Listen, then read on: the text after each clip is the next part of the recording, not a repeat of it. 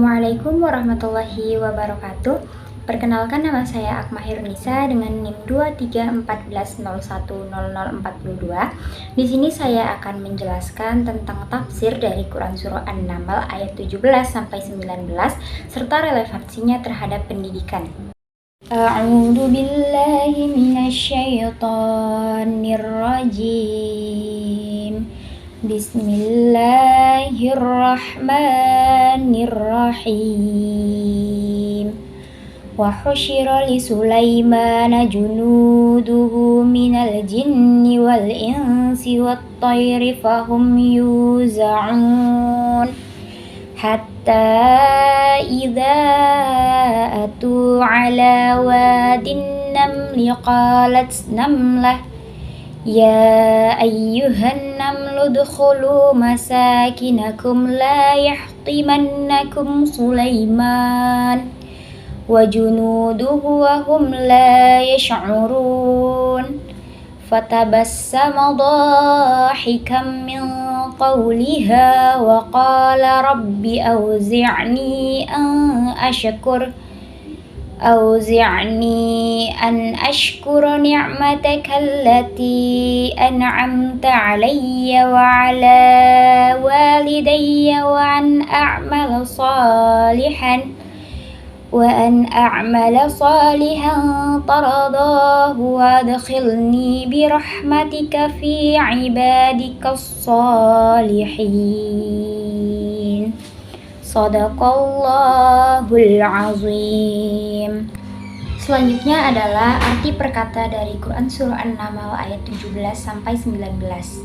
Wa husyira, dan kumpulkan, li Sulaiman, untuk Sulaiman, junuduhu, bala tentaranya, minal jinni, dari jin, wal insi, dan manusia, wat tayri, dan burung, fahum, lalu mereka, yuzanun, mereka dibagi-bagi, hatta, sehingga, idza, takala, atau mereka sampai, ala, atas, wadin namli, lembah semut, qalat, berkatalah, namlatun, seekor semut, ya ayyuhan namlu, hai semut, adkhulu, masuklah, masakinakum, tempat tinggalmu, la, tidak, yahtimannakum, menginjak kamu, Sulaiman, wa junuduh, dan bala tentaranya, wahum, sedang mereka, la, tidak, yash'uruna, mereka menyadari. Fatabassama, maka dia tersenyum, dohikam min qawliha, tertawa dari perkataannya, wa qala, dan dia berkata, Rabbi, ya Tuhanku, auzi'ni, perkenankanlah aku, an ashkuro, untuk aku mensyukuri, ni'matakallati, nikmatmu yang, an'amta alayya, engkau anugerahkan atasku, wa ala, dan atas, walidayya, kedua orang tuaku, wa an a'mala, dan untuk aku mengerjakannya, solihan, soleh, taradahu, engkau meridhoi, wa adkhilni, dan masukkanlah aku, birahmatika, dengan rahmatmu, fi ibadika, dalam hamba-hambamu, as-salihin, orang-orang yang soleh.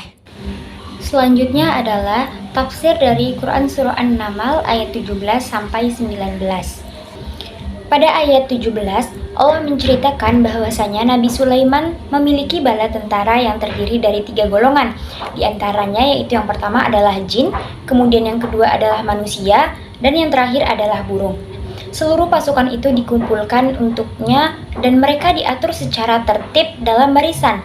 Hal ini menunjukkan betapa besarnya kekuasaan dan keistimewaan yang Allah anugerahkan kepada Nabi Sulaiman.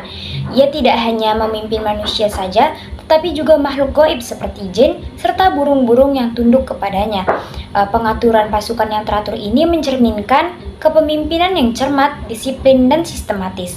Kemudian pada ayat 18, Ketika pasukan Nabi Sulaiman melintasi sebuah lembah yang dihuni oleh semut-semut, seekor semut berkata kepada kaumnya, "Wahai semut-semut, masuklah ke sarang-sarang kalian agar kalian tidak diinjak oleh Sulaiman dan pasukannya, sementara mereka tidak menyadari." Ini menunjukkan adanya kesadaran dan komunikasi di antara hewan kecil seperti semut.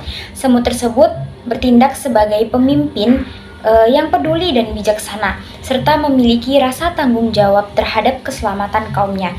Ayat ini juga mengisyaratkan kepada Allah, mengisyaratkan bahwasanya Allah memberikan kepada Nabi Sulaiman kemampuan istimewa, yaitu memahami bahasa hewan. Kemudian pada ayat 19, mendengarkan perkataan semut itu, Nabi Sulaiman pun tersenyum dan merasa takjub.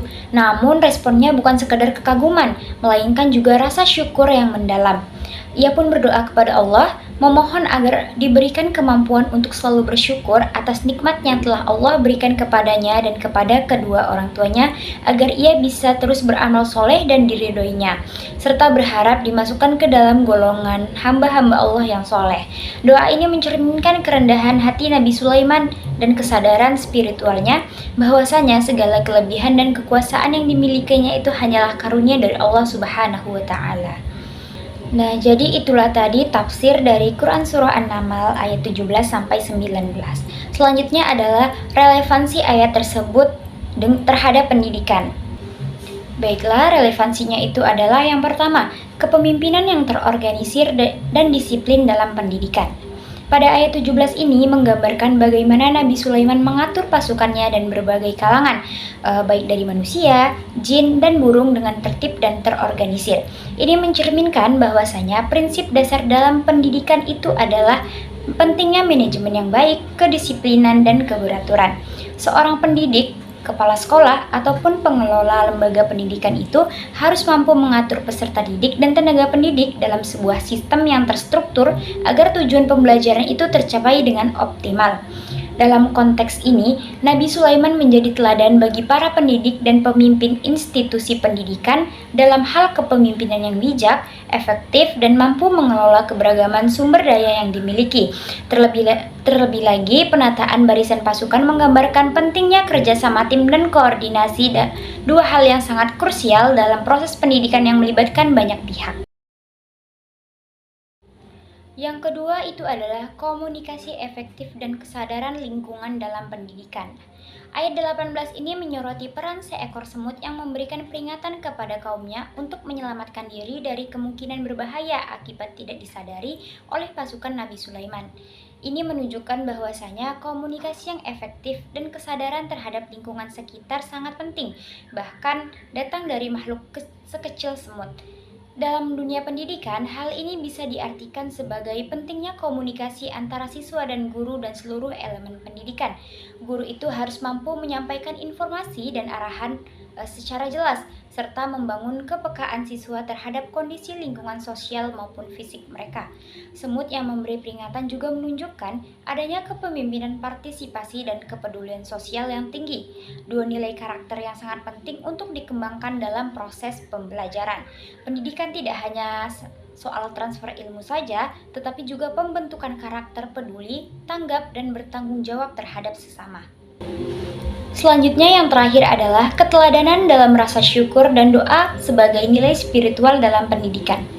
Pada ayat 19, Nabi Sulaiman merespon peristiwa tersebut dengan tersenyum dan bersyukur kepada Allah Subhanahu wa Ta'ala atas nikmat yang diberikan kepadanya dan kepada kedua orang tuanya. Ia juga memohon agar tetap dapat beramal soleh dan tergolong sebagai hamba-hamba yang soleh. Ini menunjukkan bahwa pendidikan yang baik itu tidak cukup hanya mengembangkan aspek intelektualnya saja, tetapi juga harus membentuk aspek spiritual peserta didik. Sikap Nabi Sulaiman mengajarkan pentingnya bersyukur, kerendahan hati, dan doa dalam setiap keberhasilan ataupun pengalaman hidup. Dalam dunia pendidikan, guru perlu menanamkan nilai-nilai spiritual ini agar siswa tumbuh menjadi pribadi yang bukan hanya cerdas, tetapi juga memiliki akhlak yang mulia dan menyadari bahwa segala potensi dan prestasi merupakan anugerah dari Tuhan.